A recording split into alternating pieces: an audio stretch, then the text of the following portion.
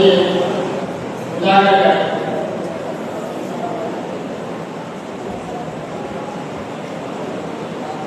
ये मुसाफिरी प्रोग्राम दरअसल मेहनत, लगन, शौक और जज्बा को उजागर करने एक तरीका है, आगे बढ़ने का एक रास्ता है। बल्कि अल्लाह तबारक व तआला ने कुरान में भी फस्तबिकुल खैरात फरमाया है। नेकी के रास्ते में, भलाई के रास्ते में, अच्छाई के रास्ते में एक दूसरे से आगे बढ़ने की कोशिश करो। दुनिया में हसद जायज नहीं, हसद नेकियों को बर्बाद करे, लेकिन एक हसद जो महमूद है वो ये है कि एक दूसरों से नेकी के मामले में, भलाई के मामले में, अच्छाई के मामले में आगे बढ़ने की कोशिश करें। अच्छा, उसके अंदर ये फर्क है, ये फर्क मेरे अंदर क्यों, उसके अंदर ये सलाहियत मेरे अंदर क्यों है? वो स्टेज पर खड़े होकर तकलीफ कर सकता है तो मैं क्यों नहीं कर सकता? वो कुरान की तिलावत अच्छी अंदाज में कर सकता है तो मैं क्यों नहीं कर सकता? इस मामले में एक दूसरे से आगे बढ़ने की कोशिश करना, एक दूसरे को पीछे छोड़ने की सैर करना, ये मकबूल और ये पसंदीदा है। और मुसाफिरी प्रोग्राम के जरिए से यही तमाम चीजें उजागर की जाती है और ये चीजें शहर में दिखाई जाती है कि मुस्तकबिल में आगे बढ़ने के लिए आपको मुसाफिरी प्रोग्राम में हिस्सा लेना होगा, मुसाफिरी प्रोग्राम में दिलचस्पी दिखानी होगी।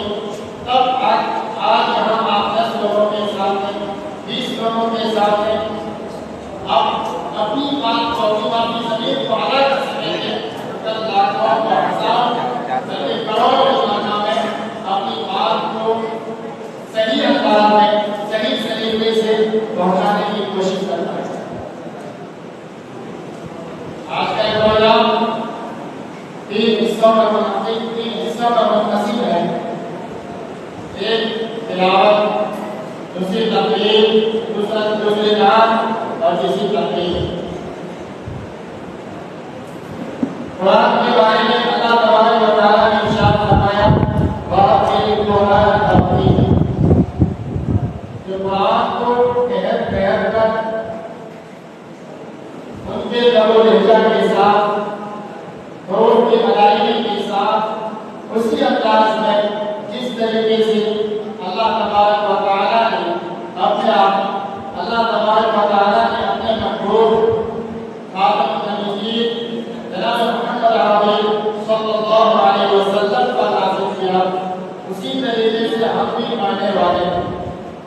और ये अल्लाह के नज़दीक पसंदीदा है, अल्लाह का हुक्म है। अल्लाह के नबी सल्लल्लाहु अलैहि वसल्लम ने इरशाद फरमाया, सय्यिदुल कुरान बिल अस्वात, ये कुरान को अपनी अच्छी आवाज के साथ मुज़य्यन करो, अपनी अच्छी आवाज से गाना लगाओ। कुछ चीजें वो होती हैं जो विज्ञान विद्या, जिनको वहां भी कहा जाता है, इसमें इंसान का फर्जों का कोई मतलब नहीं होता। ये फर्ज जिनको मिल जाएंगे, ये है आवाज। हर इंसान की आवाज एक तरह नहीं हो सकती। हर इंसान सुरेश,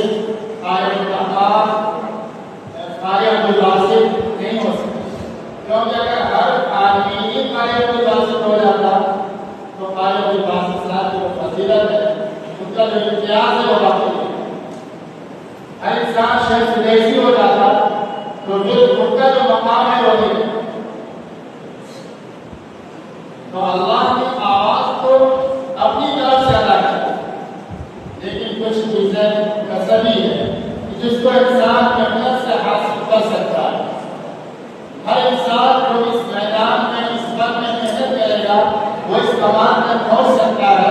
वो ये है, हुरूफ की अदायगी है, पढ़ने का अंदाज है, लहजा है, ये इंसान कोशिश से हासिल कर सकता है।